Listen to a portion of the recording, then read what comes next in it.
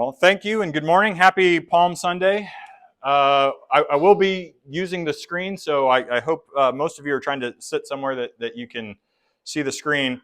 This is a big topic. There's a lot to cover, but this is just the start of the conversation. So I want to focus a little bit on what AI is, a little bit of the basics about how it works to give you an intuition for what it is we're talking about, and then a framework for thinking about this from a Christian perspective. And I know we'll have a few people still trickling in, but we're going to go ahead and get started. So, Welcome to this discussion on artificial intelligence at UCC. What should members know about AI, and how will AI impact our jobs, our families, and our future? Time is short, so let's dive right in. Clark, over to you. okay, so I got my AI minions to help me, and that's one of the benefits of AI is you can come off classier than you are in your own self. So I'll take advantage of that opportunity. So let's just jump in with a few basics about what AI is and how it works. And I know I have half of Taylor's computer science department in the audience, so I'll just say this is a cursory overview. There will be no math. Uh, for context, AI is a bit of a hype word, and it was created almost 70 years ago to describe a variety of things, but mainly about machines that can do useful thinking tasks that go just beyond calculation, but the types of tasks that inform decisions and up to that point had not been possible to automate. And we're using AI and have been using AI for the last 25 years or so in areas like navigation or email filtering, fraud detection, shopping and Netflix recommendations, ads, and so forth. You know, you probably fought AI as autocorrect on your phones, trying to correct your text messages. But the real breakthroughs came in the last few years when so much data moved to the cloud. And the cloud has lots of data storage, but also lots of data processing power that can be kind of aggregated together to crack much harder problems, as long as those problems can kind of be broken up into bite-sized chunks and distributed across these big computing centers. And so what happened is that suddenly a lot of data could be accessed a lot more quickly in parallel, and we learned some mathematical techniques that let us do this in a much more efficient way. So we found a formula, you could say, to take a big, hairy problem, chunk it up into smaller pieces, assign those pieces to different computers in different locations, and vastly accelerate by many factors of 1,000 the time it would take to train some of these algorithms.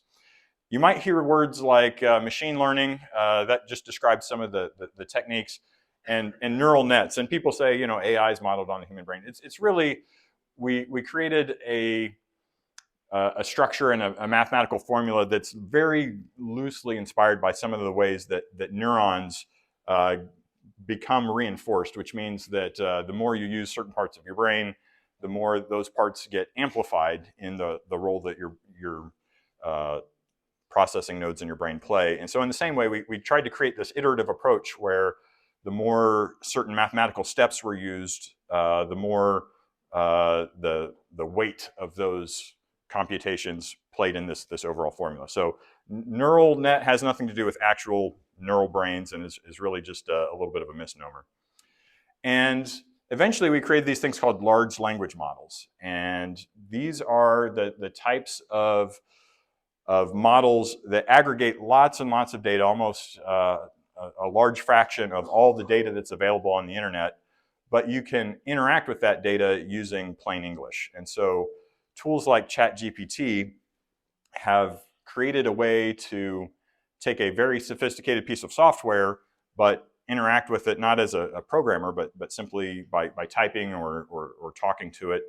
And the model for the math behind ChatGPT is useful for more than just text and dialogue. It's been applied to vision. It's been applied to a lot of different formats, including audio and video. And so now the kind of mechanics, the engine that drives, you know, the dialogue and interaction with ChatGPT is helping accelerate, using AI for, say, artificial virtual reality simulations, or making a movie, or creating computer graphics or other things. So this is a fast-moving field because we found a mathematical tool set that was very general purpose, and people are rapidly trying to improve on that tool set, make it more efficient, and figure out what else it can be used for. And people are debating what exactly are the limits. So just again, to say what AI is doing, you take a lot of data, and ideally you want many millions of examples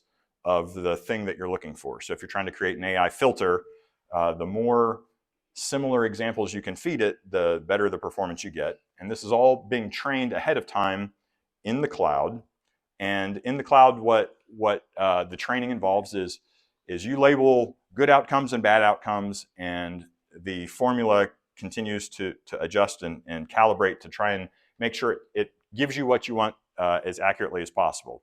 And again, these neural networks are really just mathematical structures that iteratively adjust the formulas based on the feedback that it receives during training. And what goes to your phone, what gets shipped to software, what you access on the internet, is the final trained model, which is, you can think of it like a really, really long equation. It is just a giant formula that you put in your text in any way you want, and it does a calculation and it comes out the other side. So all the training's been done, and a very compact model can go on your phone or go on your computer. And really, what that model or formula is, it's just a distillation or a summary of all of the structure that was in the data. So what AI knows or doesn't know is really just whatever was in the data or not in the data, but it's found an elegant way to capture the patterns in that data and put it in a really compact format that you can then use to make predictions. So even though the equation's really big, the problem is it's too big for us to kind of get our heads around and have intuition over. So people talk about AI not being explainable or being a black box or being difficult to understand. It's that when you have an equation that has literally billions of components, and they all have like very tiny percentages that they contribute to the overall answer, you don't really know when it gets it right what exactly it was the main feature, and you don't know when it gets it wrong why exactly it did that. And you can't imagine, when something's got billions of pieces, all the different ways that it might go wrong. So it takes lots and lots of testing to really understand where it's accurate, where it's inaccurate. But the main thing is that AI is not magic. It's actually just lots of data, and then it's summarized in a mathematical formula that captures the pattern of that data. And if you wanted to, you could write ChatGPT out in a phone book, basically, and you could do a ChatGPT correction by hand. You could go and get the numbers that correspond to the words, put this into this giant formula, and get out a response back. And so you don't even need a computer to do AI. It's just a computer is a convenient way to do that calculation really quickly. But there's, you could write it on pencil and paper if you wanted to. Actually, I think what most people here probably want to know is, can AI be used to get the Main Street Bridge project finished any sooner? I mean, how long can this possibly take? So AI does have its limitations, and so far AI is not able to complete the bridge project any sooner. So uh, again, just a quick example, looking under the hood for what ChatGPT is doing in the context of how it understands language, because it is uncanny how good it can be in parroting back language that sounds like it was written by a person. So how does that happen? Well, imagine you were trying to explain to an elementary student what words mean. You could imagine that you'd put related words laid out in some way, and you'd put things that are similar in meaning together in a group, and things that are opposite in meaning maybe on opposite sides. Like you could find a way to try and physically or spatially represent that information. So you can see, like, there's fruit on the right side, there's animals on the left side, there's kind of like mammals on the top left, sweet fruit on the bottom right. So words like strawberry and blueberry, they're really close together, whereas deer and bee are kind of on opposite sides of the animal cloud. But imagine you did this type of grouping in a lot of different ways. You just kept trying different associations. So this is kind of like an association by meaning. You could also do a different cloud. This is big, but the idea is you could break things out by figure of speech or by syntax, so nouns on one side and verbs in a different group, closely related verbs closer together. So if you looked at the part of speech, then you get another structure. Now imagine if you're trying to explain how words work, both of those perspectives are necessary, and then you can keep doing this. You can find other ways to describe relationships. So maybe like in analogies, there are relationships between words, and so you can get pairings of words that go together. So man and woman, king and queen, toe and foot, finger, hand, those are examples.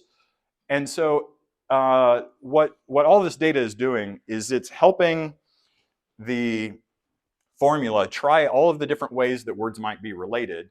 And by looking at lots and lots of written text, it uses more frequently the patterns that it finds commonly represented in text. So you can imagine if it scans all of the internet, it will see the word cat and the word pet closely related. And so it knows that if it sees the word cat, the word pet might come up in the same context. Or if it sees the word pet, the word cat or dog might come up in a similar context. So it's building associations between words by looking at lots of different types of associations and then kind of combining all of those perspectives together into one formula. So it's kind of like adding up the relationships from all of these different things. And it's actually doing this looking at many, many millions or billions of types of associations between every word and just about every other word.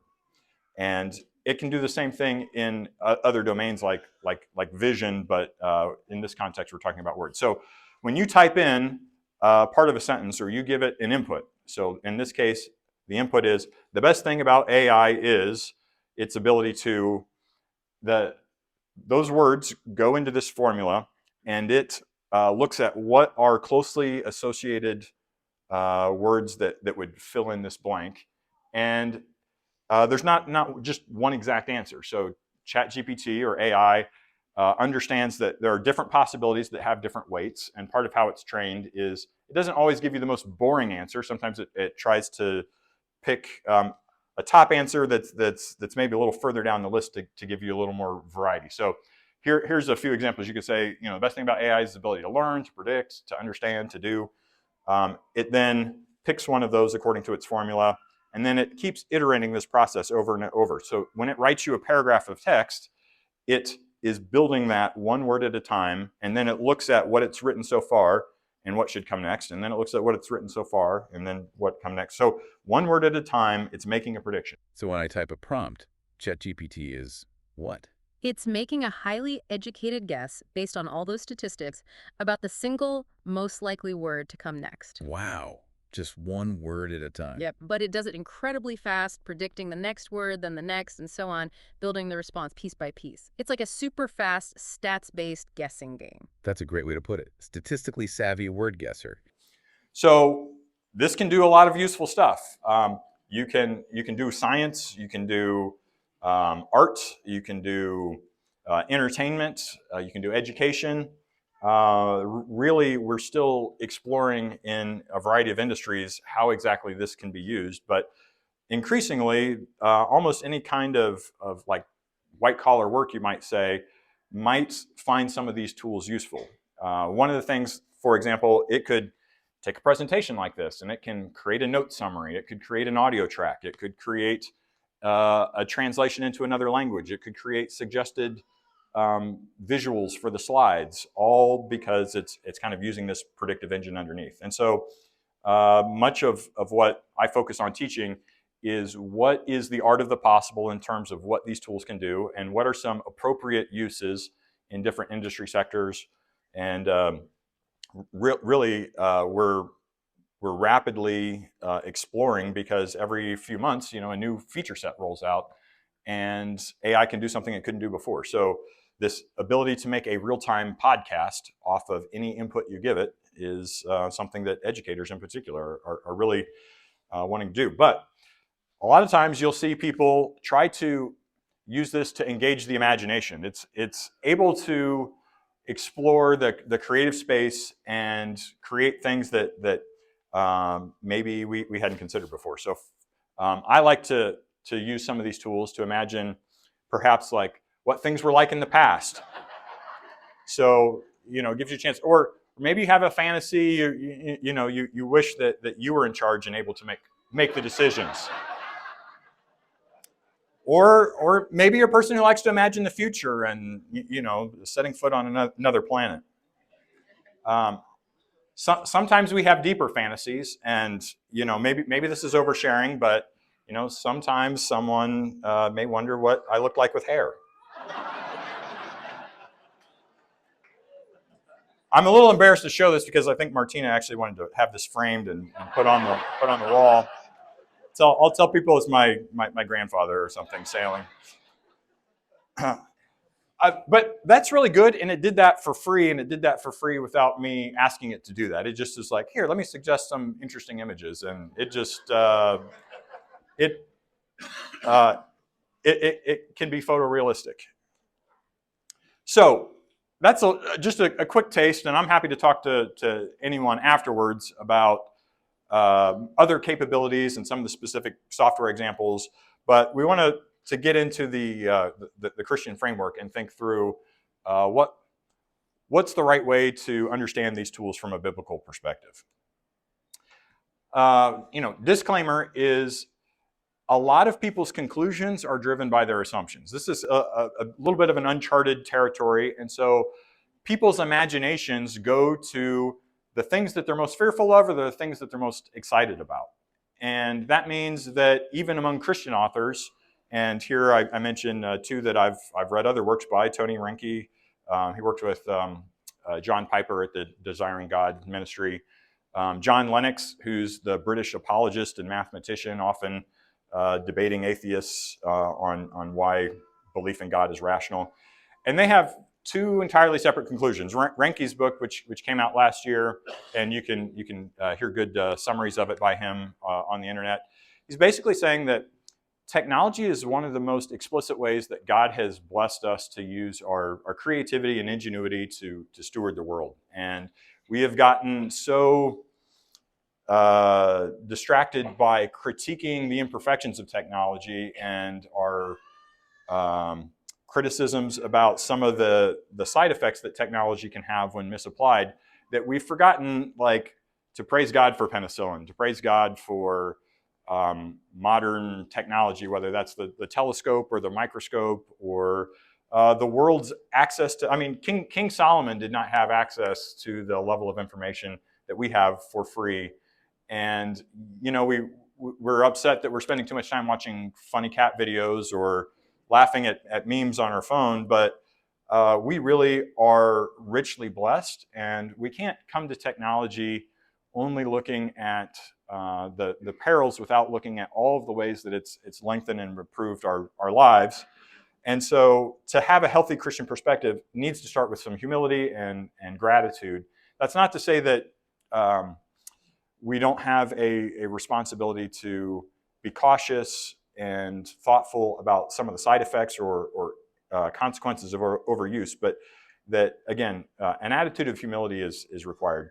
John Lennox is someone who, particularly in the book 2084, which is a parallel to the fears of 1984, and the book from Orwell on what happens when centralized power leads to overreach. And Lennox is basically making the case that this technology could become a new Tower of Babel, that mankind is collectively putting together all of its wisdom and its data. It's almost, especially some folks in Silicon Valley, almost leaning towards wanting to worship this capability, wanting to ask it all sorts of things about the future of humanity, wanting to solve all of global problems using this tool.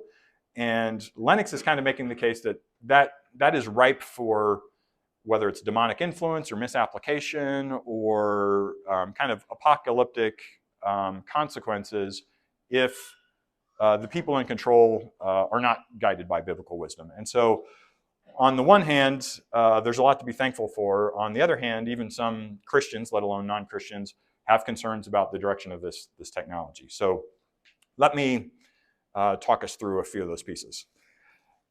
The anxiety around AI is really paralleled by what we've seen in other technological revolutions. So whether it was the atomic bomb whether it was the completion of the internet and the kind of unfettered access to information that then came through smartphones, and our concerns about how social media is changing the way we shape truth and trust, and the changes in communication. So genetic engineering and fears about the Human Genome Project and cloning. I mean, there have been a lot of kind of cycles where it feels like scientists might be, madly rushing to play with forces that we don't understand and are beyond our control. But if you think back, we've wrestled with this in the 19th century, in the 20th century. We're still thinking about this in the 21st century, and science fiction and fantasy throughout has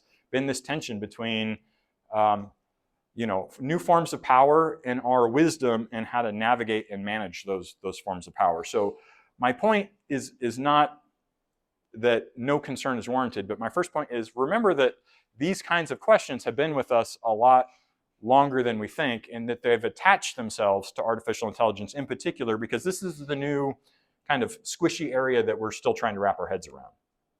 But let me offer you a different frame. Things we don't understand, forces beyond our control, that sounds a lot to me like the human heart. And one of the things that, whether it's Jeremiah or other passages in the Bible, kind of summarized here by C.S. Lewis, that really, when we're thinking about dark forces we don't understand and uncertainty, that's really how we should think about the weight of the spiritual work and soul care that we do, because people's spirits and hearts have eternal consequences. We don't understand them.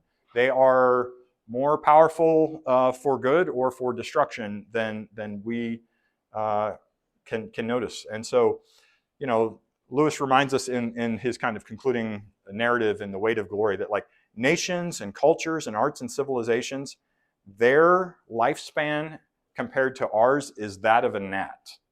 So every soul you meet is an eternal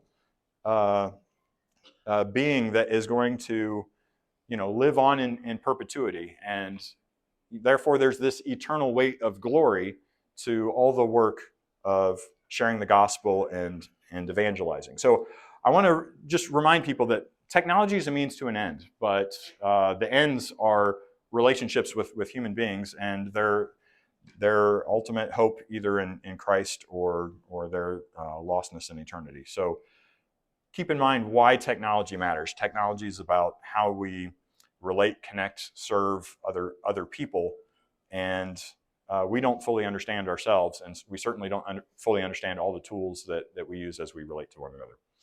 So again, thinking in historical context, let's look at a few other technologies that have raised these kinds of ethical and moral dilemmas for believers over the years.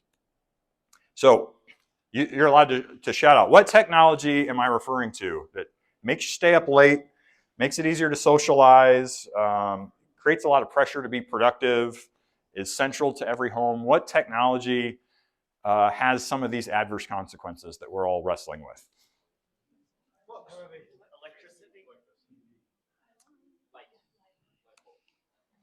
All right, the oil lamp. There's even, the oil lamp is a means for unscrupulous people to get together in dark places at night, to collude, makes the kids stay up late and bug their parents. I mean, there's all sorts of problems with illumination. It's unnatural. I mean, I think it's unnatural. I want to go to bed at 8 o'clock or whenever the sun goes down these days. Okay, I'll give you another chance. Leads to dissatisfaction with body image. It harms your mental health. It promotes isolation and self-absorption. You stare at it. It's a big rectangle that just like makes people zone out. Exactly. The vanity. It's named for a vice. I mean, this is clearly, if you want to think about one technology that has changed the way people see themselves, it's harder to imagine something that has made us at risk of new moral vices more than something like the mirror being in every home. Takes us from gazing inward and focuses on gazing outward. One more. One technology is driving people to be anxious and fearful and discouraged. It micromanages how we work and sleep. It's probably in your pocket, distracting you from listening to Pastor Dan when you should. Um, it's usually considered the most disruptive technology in all of human history. All right. See, you guys are far on. So many people believe that our attempt to quantize time, has led to a shift in moving from natural kind of biblical rhythms of life to micromanaged human efficiency-driven modes of thinking. And there's a French philosopher named Jacques Ellul who wrote a lot about how technology is kind of the idol of efficiency, that we use technologies to try and extract and store up kind of natural abilities, natural powers, natural forces, and parse them out according to our own discretion. So it's a way of kind of harvesting blessing from reality and then dispensing it for our convenience. But that leads to this kind of like utilitarian mindset. But my point is that electronic and digital technologies are a culmination of a lot of these kinds of forces that we've been wrestling with for, in some cases, hundreds or thousands of years. And so it's important that we leverage some of these biblical frames for, well, how have we dealt with these in the past? What have they taught us? What have been some of the benefits and unintended consequences of these other types of technologies that change the way that we think, we relate, we communicate? So let's just start with the first and most important thing is that Christians are free from fear. We're not beholden to fear anything that affects the body, because we're focused on the soul and on a Savior who's conquered sin and death. So that gives us the courage to have curiosity about the upsides of technology. That doesn't mean that everything everywhere is good. Paul makes clear that just because everything's permissible doesn't mean that everything's wise, but curiosity is allowed and curiosity is encouraged, because if we're going to lead others to think about these things wisely, we have to have done the work to have thought about them and understood them for ourselves. And technology is a tool, and all tools can be used for good or bad. You often hear the analogy that, like, a knife can be a tool in the hand of a surgeon, or it can be a weapon in the hand of a criminal. Because what they're doing is extending ourselves. They are taking what is in our heart and helping to manifest that out in the world. So I would say technology is like stepping on the gas pedal of who it is you're already on the journey of becoming. So technology is an accelerant of whatever growth and change is happening inside of you. And therefore, our best defense, particularly for those that we're training in the next generation, is personal integrity. Personal integrity, character, Christian moral values and understanding is the first defense against foolishness. And you have entire books of the Bible trying to explain how we inoculate ourselves against foolishness. And again, many technologies in the past have overpromised and underdelivered, because the people who are selling these technologies are trying to market a product. And so they're going to focus on the upside and minimize the downside. And we've seen with other technologies like the internet that we didn't all suddenly become illuminated scholars that understood the finest insights from across human civilization. We, spent time inventing TikTok instead, or other underutilization. So when technology says be efficient, be fast, be valued by what you produce, it's a very production-driven mindset. And the thing that the Bible prepares us to remember is that love takes time and patience and humility and slowing down to be able to serve. And so technology doesn't always synchronize well with giving another individual your full attention. And so one of the best guards is to say, sometimes love requires me to be fully present. Sometimes love requires me to be inefficient in how I'm spending time and resources and my full presence, my full self, and giving that to another person. And technology is not often a friend in that area. So Love is inefficient and technology worships efficiency. And so sometimes we need to unplug, particularly when we're trying to care for others.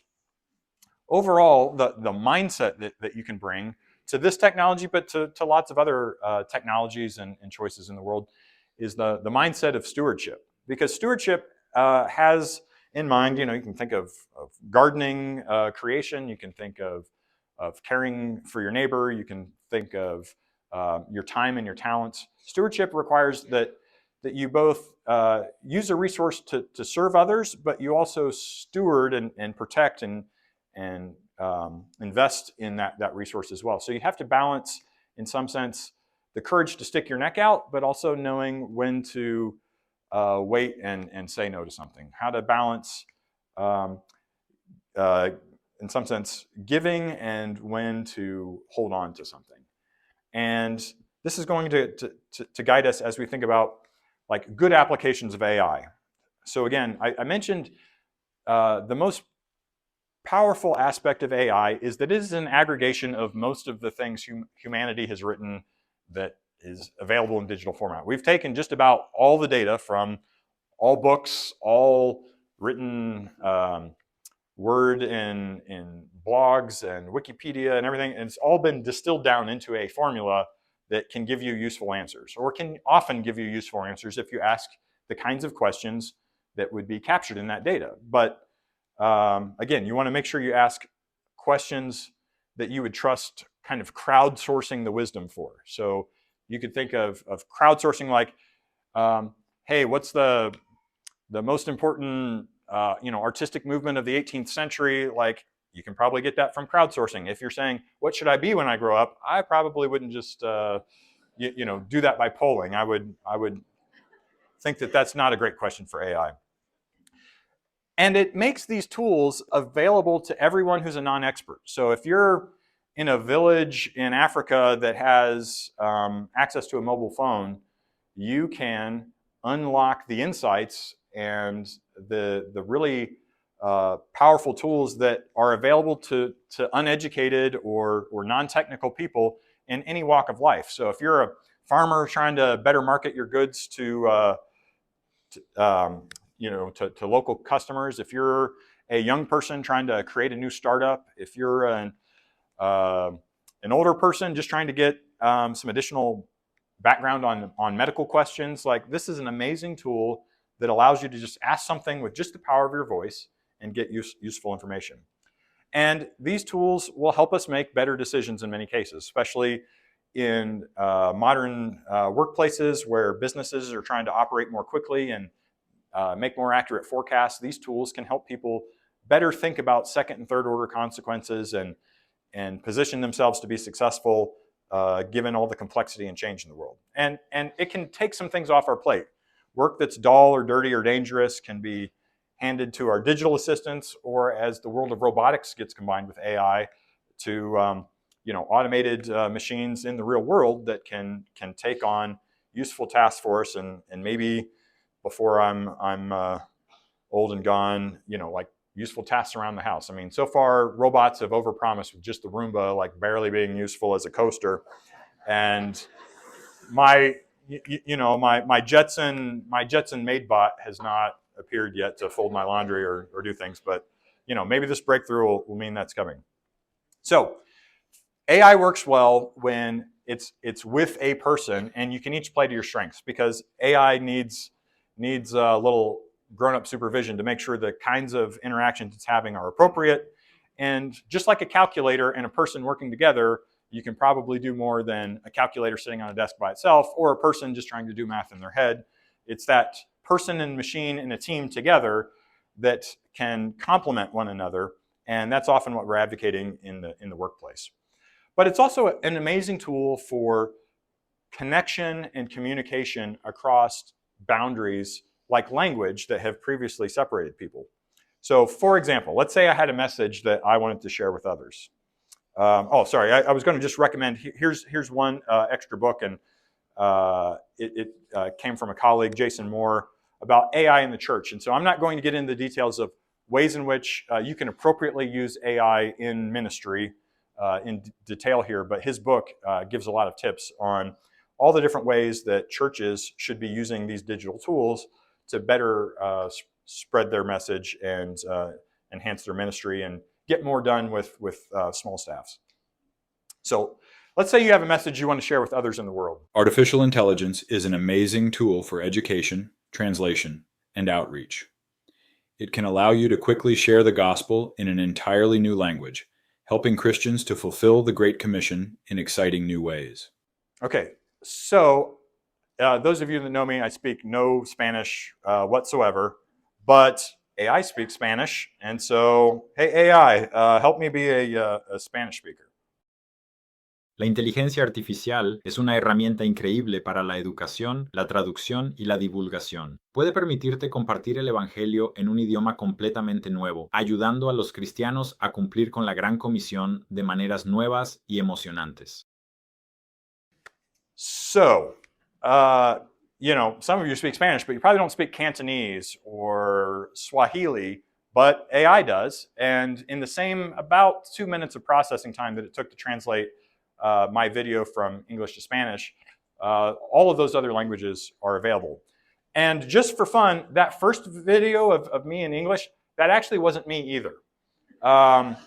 That was actually an artificially generated avatar with my image using my voice. And it did that with only a 30-second sample of what my voice sounds like. And then I could type in any script. So I practiced putting in some tongue twisters, and it can provide me eloquently saying lots of things that I never actually said. And so these avatars, can be out there and expand a person's presence, and just anything you type, these things can do. So foolish AI. Here's the idea. The idea is philosophers are spending lots and lots of time and energy and calories on doomsday, apocalyptic, AI is going to become self-aware, and there's a lot of reasons that's not what I think we should focus on. Those are the concerns of maybe the distant future, but there are some questions right now, not of evil, but of foolishness. And I think you see the pattern that I'm talking about when you look at how has the internet or video games or smartphones or social media, how have they impacted our families and our culture and our emotional and mental health? The concern is not AI that goes evil or AI from China that's going to take over the universe. It's what happens when people who aren't thinking from a perspective of biblical wisdom and integrity have too much of a good thing. Well, too much of a good thing means you overindulge in it, and you use it at times that you shouldn't, and you consume probably more than is healthy. So what does that look like in AI? It means, hey, AI is really good at having conversations. And some people are boring to talk to. Like, for example, maybe you have a relative that is in an assisted living center, and you'd rather not deal with dementia because that's crushing for you to talk to a person with dementia. So let's give Grandma a Furby that's AI powered and can just go and talk endlessly to Grandma. Well, that sounds like science fiction, but that's exactly how elder care is moving in places like Japan and increasingly South Korea, where many people are lonely and they use digital tools. We had a story recently of a kid in Florida who committed suicide because he was in love with the avatar of a woman from the Game of Thrones and had developed this relationship with her, and eventually his parents found out and turned it off, and he committed suicide because he lost that virtual relationship with the woman from the fantasy series. And there are a lot of other ways where someone who's socially awkward or isolated or introverted will say, hey, what if I can manage the symptoms of my problem, the symptoms of my isolation, by just creating an artificial connection. And that artificial connection is tailored to my personality and my interests and my preferences. And it's a lot more patient than my friends are. It's a lot more patient than my wife is. It's a lot more patient and appreciative of me and gives glowing reviews of how cool I am compared to the real people around me. Other concerns we have is where you just blindly and passively turn over to AI things that should still be under the supervision and control of people. And our concerns around big tech companies or fake news in the media, or the dehumanization of work where, we're all cogs in a machine that are all being monitored by AI. Those are some of the applications that lead to indignity rather than elevation of our dignity. And students will always be tempted to take tools that can be used for good, but then use them in circumstances where they're just trying to get the paper done at the last minute. And you know what? Rather than just using AI to like edit and proofread, maybe I'll just use AI to like write it for me, or to read all the primary sources so I don't have to like actually read those boring journal articles and things like that. That's going to be a temptation. Cheating, and really shortcutting the uncomfortable nature of learning. Anytime you got to learn something new, you spend this time feeling dumb, feeling unprepared, feeling like you're struggling with something. And wouldn't it be nice if instead of going through the journey of struggling, you could just have a tool take over? Well, it's kind of like the mental equivalent of, what if you went to the gym and just used your robot to lift the weights for you? It's not really going to strengthen your body. And in the same way, if your mind offloads all the hard work to a machine, you're not going to strengthen your mind and grow in your capability. Again, the mediating relations. Anytime you put an artificial tool into what's meant to be authentic human relationship, you're going to cause problems. So, for example, there was a Google commercial that came out during the Olympics where someone wanted to, a young daughter wanted to write a piece of fan mail to an athlete that was a hero of hers. And her father's like, oh, this has to be perfect. Why don't you use AI to write it for you? And it's like, oh, I'm pretty sure a 9-year-old fan mail letter to a hero doesn't need to be perfect because it was written by AI. I think it needs to be authentic. And so there's always going to be this temptation to make it better than I can do. I'm going to delegate this task to someone else. And anything that can just create whatever you want at your command is going to make you be tempted to be the king of your own little kingdom, or the queen of your own little queendom. And you will want to have your digital minions create the world that lets you indulge yourself. And that can just be through consumerism, AI turning us all on to products and services and desires. I mean, AI can be marketed to feed desires about what you don't have, to get you to buy more, to get your attention, to get you to get a subscription, or to just escape from the mundane aspects of life, or to, again, deal with our isolation. And this is a separate issue that you can start to imagine, but part of the temporary nature of pornography is that it doesn't provide emotional connection. But if you take photorealistic imagery and you combine it with an interactive tool that can relate to you as authentically as a real person, it empowers a deeper and more addictive form of pornography than we've ever had in the past. And technology is also becoming more immersive, and that just means that it's going to be a new challenge that we have to prepare the next generation to face. And even if it's just good, healthy educational entertainment, it's going to be increasingly addictive and tempting to just give the kid the tablet and turn them loose, and they'll stay entertained for hours. But I think we need to bring a paradigm that too much of a good thing is too much, and we've learned that with too much fast food. Think of AI as enabling a lot of new digital junk foods, or kind of creating virtual smog that just kind of saturate the media or information environment. And we need to like clear our heads and get to open air from time to time.